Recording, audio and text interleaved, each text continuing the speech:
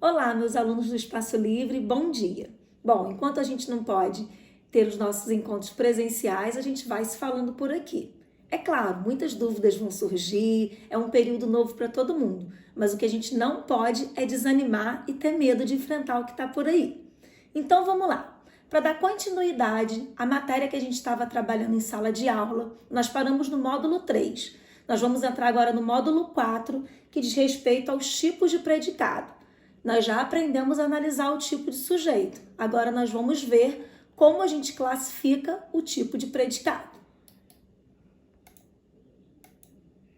Bom, o predicado tem 3 tipos: verbal, nominal, verbo nominal.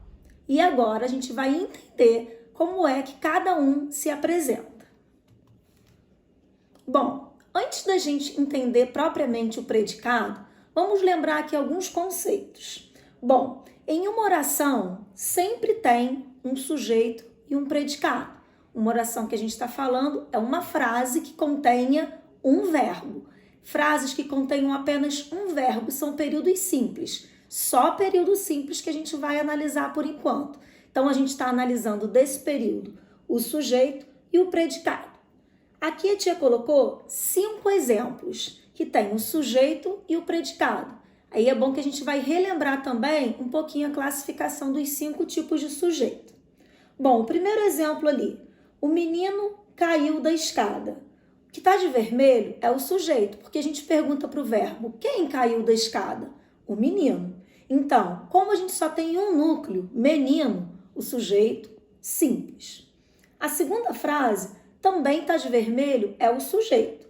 A professora e a turma estavam em casa. E aí a gente pergunta, quem estavam em casa?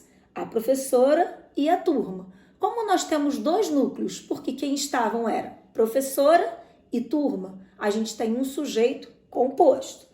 Mais uma vez a gente observa que o que está de azul é o predicado. As outras 3 orações, as outras 3 frases, vocês vão me dizer assim, ué, não tem uma parte de vermelho.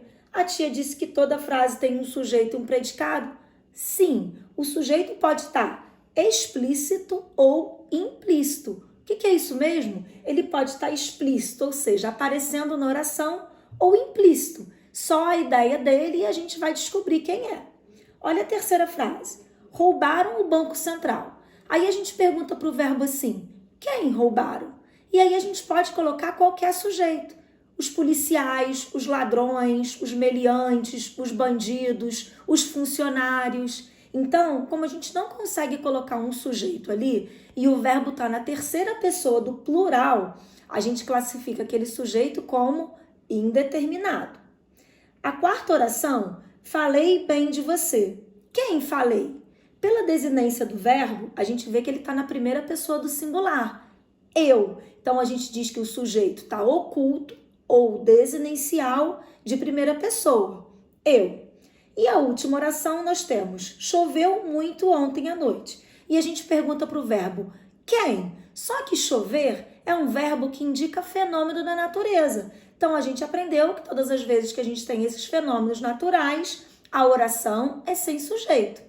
Ué, professora, mas não tem que ter um sujeito? Sim, nós temos que ter uma classificação do sujeito. Então, todas as orações têm uma classificação do sujeito que pode estar explícito ou não e um predicado.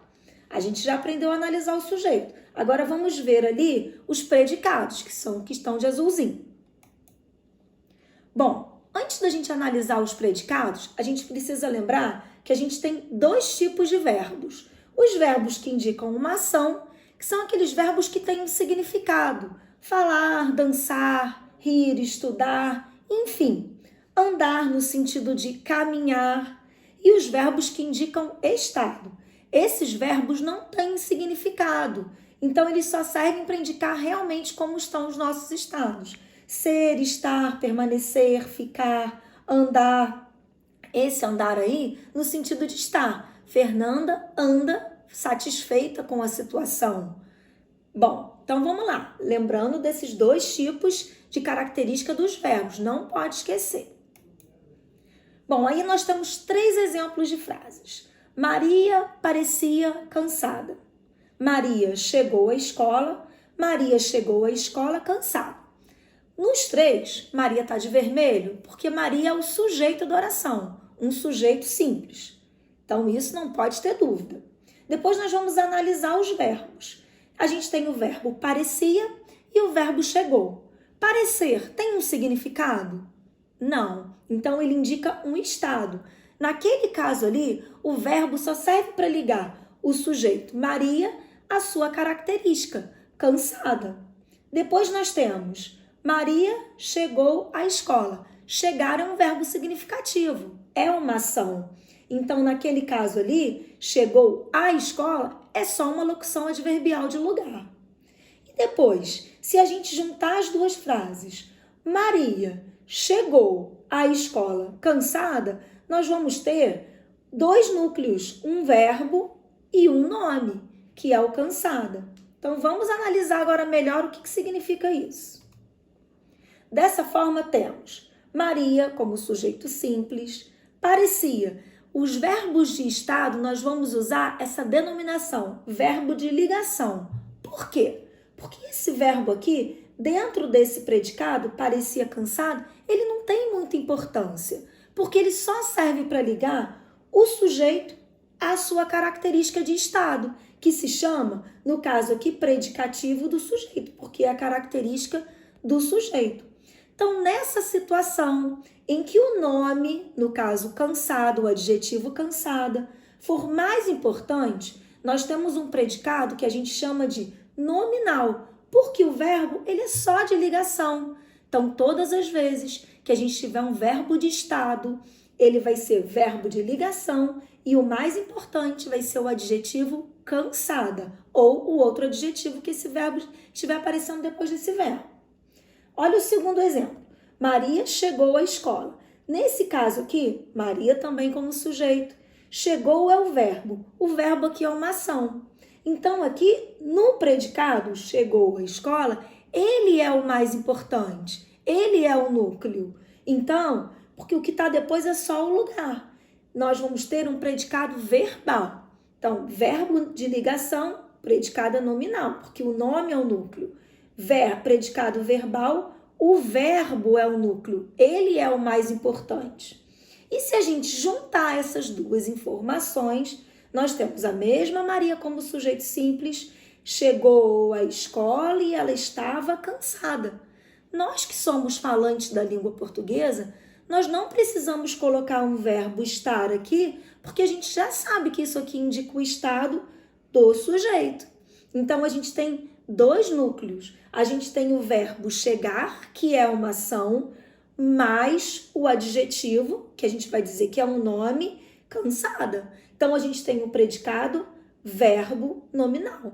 Vamos recapitular? Predicado nominal, o adjetivo. Predicativo é mais importante. Predicado verbal é um verbo de ação. O verbo é o mais importante. Quando a gente junta os dois, um verbo de ação mais uma característica de estado, a gente tem o predicado verbo nominal. Bem, então não pode esquecer. O que a gente estudou hoje? Que em uma oração, o que não é sujeito é o predicado. Tirou o sujeito da frase, tudo que sobrou é o predicado, independente da posição que tiver, no início, no final. De acordo com o tipo de verbo, é que nós vamos identificar o tipo de predicado. Então, vamos lá. Verbo de estado, ou o que a gente vai chamar agora de ligação, nome é o mais importante, ou seja, o predicativo do sujeito, o predicado vai ser nominal. Quando a gente tem o verbo de ação, o verbo vai ser o mais importante. Então, o predicado é, como o nome mesmo já diz, verbal, para verbos de ação. E se você junta os dois, se você tem um verbo de ação mais um predicativo, ou seja, que é um nome, uma característica de estado, o predicado vai ser verbo nominal. Bem, agora vamos lá. O que nós vamos fazer? Nós já tínhamos terminado todos os exercícios até o módulo 3. Agora nós vamos fazer como tarefa de casa. Na quinta-feira a tia vai postar a correção desse vídeo, páginas 68 a 75. tem bastante texto ali, por isso que são muitas páginas.